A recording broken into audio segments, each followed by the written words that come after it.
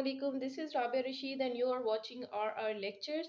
और आज हम एक बहुत ही मज़े की स्टोरी डिस्कस करने लगे हैं ऐसे से रिलेटेड। जो हमें फियर्स होते हैं ना कि मेरा ऐसे ठीक होगा या नहीं, पेपर में मैं कैसा परफॉर्म कर सकूँगा या कर सकूँगी।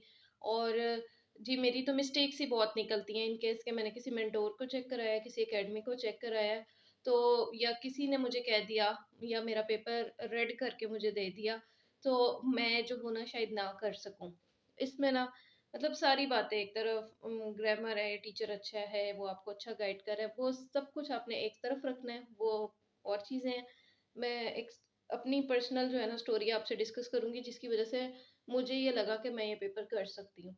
I think I was in 8th class at that time, 8th ही थी। 8th क्लास में हमें एक ऐसे कॉम्पिटिशन आया और मेरा ख़्याल है कि शायद वो कोई सरप्राइज़ कॉम्पिटिशन था। और पता नहीं अगर टीचर ने बताया होगा तो मेरी कोई इतनी तवज्जो नहीं होती थी पढ़ाई में, तो पता नहीं बताया होगा या नहीं बताया, बहरहाल वो ऐसे आ गया। और सब लोग लिखने लग गए और हुआ ये कि मेरी फ्रेंड के पेपर पे शायद इंक गिर गई और मैंने उसको जो है ना अपना लिखा हुआ एक ऐसे दे दिया और दोबारा खुद से जो है ना अपने माइंड में चेंज करके एक और टॉपिक पे लिखना शुरू कर दिया। यानी टॉपिक उन्होंने हमें दिया था कि आप जो मर्ज़ी जो आपका दिल करे ना जिस भी टॉपिक पे बस एक ऐसे लिखना है इस टाइम पीरियड में। तो मैंने अब टाइम भी थोड़ा रह गया था क्योंकि अपना ऐसे उसको दे दिया था, तो फिर मैंने एक और ऐसे सोचा और उस पे लिखना शुरू कर दिया। क्योंकि बहरहाल मुझे कोई कॉम्पिटिशन जीतने का शौक भी नहीं था और कुछ भी, बस एक ये था कि बस मैंने लिख के दे देना है और थोड़ा उससे डिफरेंट हो, बस डिफरेंट होने का चक्कर था और कोई बात नहीं थी, कोई शौक नहीं था, कोई मतलब ये नहीं था कि कॉम्पिटिशन जीतना है, बल्कि यही था कि मेरा तो कभी आ ही नहीं सकता ना, मैं तो जीत ही नहीं सकती क्योंकि कुछ बच्चे होते हैं क्लास में वो हमेशा टॉप कर रहे होते हैं, हमेशा फर्स्ट सेकंड थर्ड आ रहे होते हैं, उन्होंने ही ऐसे जीतना होता है, उन्होंने ही सारा कुछ करना होता है। तो मेरे जैसा एक मीडियोकर जो बच्चा है वो बस मतलब एक टाइम पास करना होता है उसने और थोड़ा-सा उसको बस ये शौक होता है कि मैं थोड़ा डिफरेंट लगूँ, ठीक है? और जो है ना बस ये हुआ। ख़ैर जब वो चेक होके आए ना तो टीचर ने मुझे पास बुलाया, वो सबको दिखा रही थी उनकी मिस्टेक्स, तो उन्होंने मुझे पास बुलाया और उन्होंने मुझे इस तरह दिखाई कि ये देखें आपकी ग्रामर मिस्टेक्स है, ये शायद आपको नज़र आ रहा हो, ठीक है? ये रेड में इस तरह ना, ये वो ऐसे नहीं है, ये मैंने अपना एक और ऐसे उठा के ना तो उसको जगह-जगह खुद से रेड किया ताकि आपको मैं एग्जांपल दे सकूँ कि उस वक़्त मेरी क्या फीलिंग्स थी। पूरा पेज जो है ना उसमें इस तरह जगह-जगह रेड सर्कल्स लगे हुए थे और उन्होंने मुझे कहा कि आप दा का यूज़ बहुत करती हैं। हर जगह पे दा नहीं लगाते, ठीक है? अच्छा, मैंने कहा ठीक है, क्योंकि बच्चे नहीं लगा रहे थे, तो मैंने कहा नेक्स्ट टाइम मैं नहीं करूँगी। लेकिन ख़ैर मुझे अपना दा बहुत पसंद था, बहुत सारी जगहों पे मेरा दिल करता था मैं इसको लिखूँ, लगाऊँ और घुसाऊँ अंदर, तो मैं करती होती थी।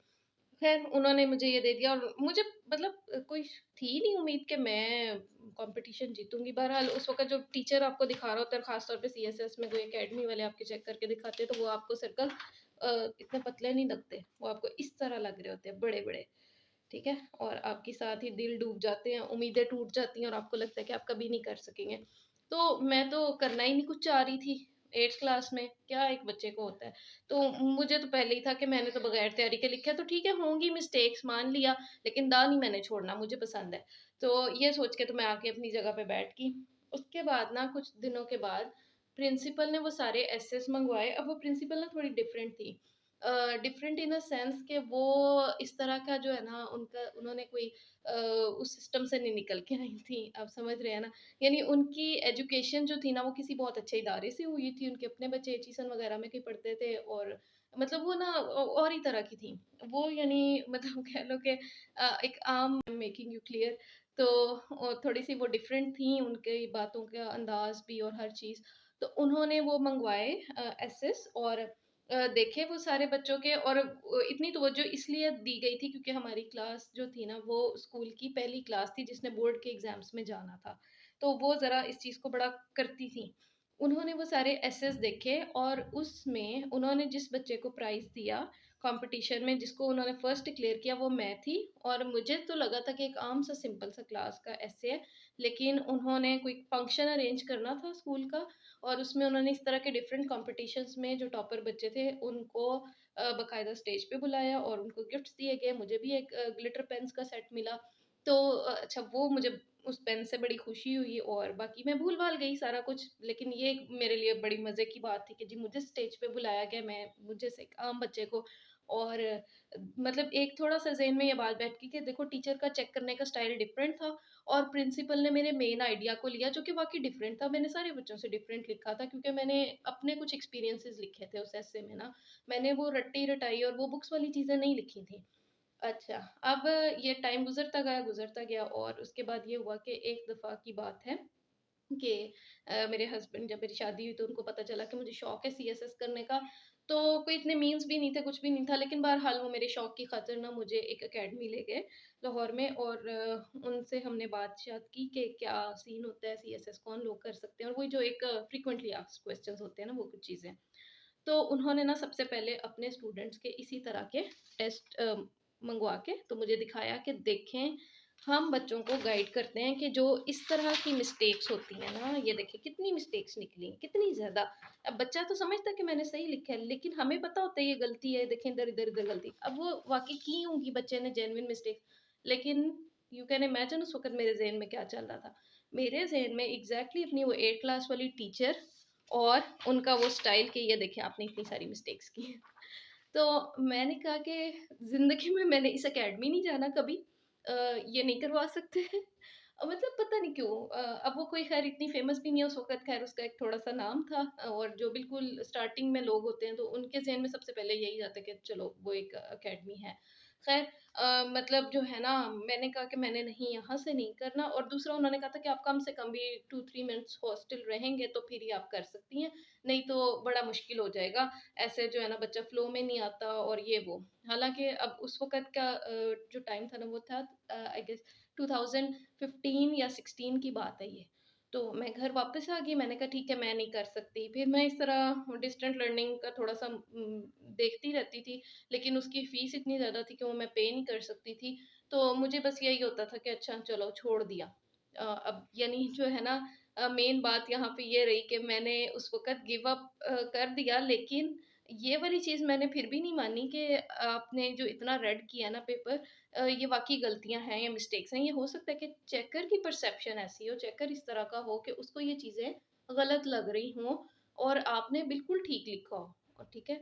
ये भी हो सकता है ना, मतलब अगर आपकी कभी ऐसा होता है ना, मेरे साथ ये बहुत दफ़ा हुआ कि जैसे मैं सऊदीया से आई थी, तो मुझे बाज़-औक़ात इस तरह के टीचर्स मिले छोटी क्लासेस में, जो जिनका वो कैलिबर नहीं था, जो एक टीचर का होना चाहिए। और मुझे ये देख के लगता था कि इन टीचर्स को मतलब वो था कि वो मानते भी नहीं थे अपनी मिस्टेक ना, कि यहाँ पे कोई गलती हो रही है या कोई चीज़ हो रही है। तो बाज़-औक़ात आप इस चीज़ को आप एक टीचर के ऊपर डिपेंडेंट हो जाते हो, जब आपकी इस तरह के इतने सारे कांटे-शाटे लगा के मिस्टेक्स निकाल देता है और आप कहते हो मैं ये ऐसे क्लियर कर ही नहीं सकता। और आई गेस कि बहुत सारे उन बच्चों का ऐसे लाज़मी क्लियर हुआ होगा जिनको किसी ने कह दिया था कि आप ऐसे नहीं, आपका ठीक स्ट्रक्चर नहीं ठीक है, आपकी फलाँ चीज़ नहीं ठीक। तो उन लोगों ने ऐसे क्लियर कर लिया, क्योंकि जो चेक करने वाले थे शायद उनको उनकी कोई बात ऐसे की अच्छी लग गई, पसंद आ गई और उन मिस्टेक्स को उन्होंने इतना बड़ा मिस्टेक्स का मतलब वो पलंदा नहीं बनाया कि हम इस बच्चे को ऐसे में फ़ेल कर दें या ये कर नहीं सकता या इसकी इंग्लिश ख़राब है, ये सारी चीज़ें।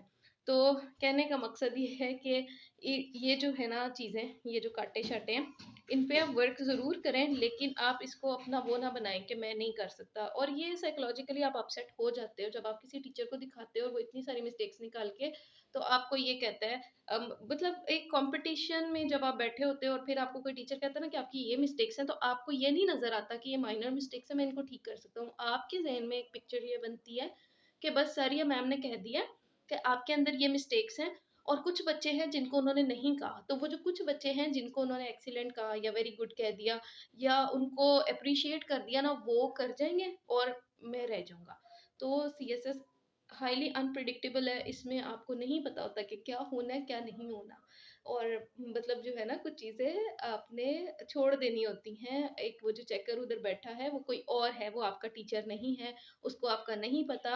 हो सकता है मतलब पेपर पे उसने वो जो आगे ऊपर लिखा नहीं होता नाम वगैरह सारा कुछ, वो तो फाड़ दिया जाता है ना, तो वो एक कोड लगा होता है, बार कोड। तो बार कोड से उसको क्या पता लड़का है, लड़की है, कौन नहीं है। तो वो तो आपको जज नहीं कर रहा, वो आपको जज करेगा अपने स्टाइल से, ठीक है? जो उसका स्टाइल है, तो अब वो आपको नहीं पता, वो आप कुछ भी कर ले आपको नहीं पता होगा। आपने बस अपना 100% देना होता है। 100% का मतलब ये होता है कि कभी-कभी आपके अंदर आपको जो फैक्ट्स और फिगर्स या जो बात समझ आ रही होती है वो और होती है, लोगों से थोड़ी-सी वो डिफरेंट होती है। एक एक मतलब एक आम वो चल रहा होता है ना फ्लो, उससे आपकी बात थोड़ी-सी हट के होती है, थोड़ी-सी डिफरेंट होती है।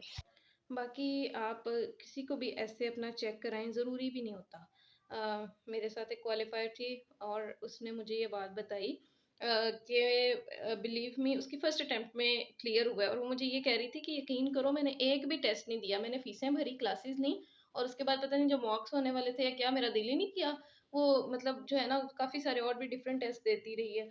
तो उसने कहा मेरा दिल ही नहीं किया, तो मैंने एक भी टेस्ट नहीं दिया वहाँ पे जाके। तो ये एक ना साइकोलॉजिकली आपको होता है थोड़ा-सा, तो चेक करवा लेना चाहिए, बेहतर होता है।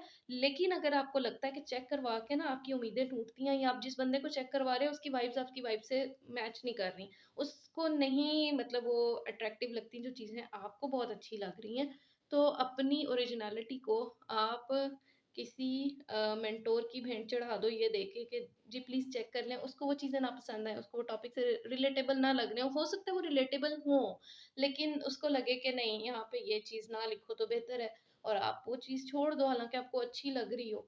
तो कुछ चीज़ें होती हैं ऐसे भी, तो मेरा तो यही ख़्याल है कि इवन आप लोग ना प्लीज़ मुझे भी ना चेक करने के लिए भेजा करें। मैंने उस वीडियो में कहा था उस वक़्त जो 1 हफ़्ते में आए मैंने देख लिया, लेकिन मुझे ये लगा कि देखो मैं तो इंग्लिश की टीचर नहीं हूँ ना, और अगर मैंने अपना एक ऐसे पास कर लिया है, तो अभी मेरे पास इतनी कमांड नहीं आई कि मैं आपके जो हैं ओरिजिनल आइडियाज़ या थॉट्स हैं, उन चीज़ों को वो कर सकूँ और जैसे इस दफ़ा लिटरेरी एसेज़ आए हैं सारे, ठीक है? तो उसमें तो मैं कहती हूँ आपके पास इतना खुला चांस है, क्योंकि जब इस तरह का पेपर आता है तो अमूमन जो है ना एग्ज़ामिनर वो थोड़ा-सा कह लो कि हथौला रखता है, क्योंकि इस दफ़ा तो बिल्कुल डिफरेंट आया ना सारा कुछ ही और आपके पास एक पूरा वास्ट फील्ड था अपनी सारी सोचों को पेज पे लाने के लिए और ये लिटरेरी ऐसे में बहुत ज़्यादा डरने की ज़रूरत नहीं होती। बात तो वही है ना कि आपने अपना अपना जो भी आप सोच रहे थे इस टॉपिक से रिलेटेड वो आपने एक पेज पे उतार के आना है और बेसिक चीज़ें अगर आपकी ठीक हैं और बाकी तो आपकी थॉट्स हैं ना सारी वो सारों के साथ सिमिलर तो नहीं हो सकती और हर शख्स वो दूसरे की कॉपी तो नहीं होता ना कि उसने माइंड रीडिंग कर ली और वही सेम चीज़ें जो है मतलब वो एक्सपेक्ट कर रहा है कि ये इसने ऐसे ही लिखा हो। तो ये सारी चीज़ें ना मतलब थोड़ा-सा ये होता है कि इसमें आप परेशान ना हुआ करें और इसको जो है ना बस इस चीज़ से जो है ना सबक सीखें कि ये जो रेड रेड सर्कल्स है ना, इसका ये हरगिज़ मतलब नहीं होता कि you can not do this या आप फेल हो जाओगे या आपका होगा नहीं। ये सारी चीज़ें हाईली अनप्रेडिक्टेबल हैं।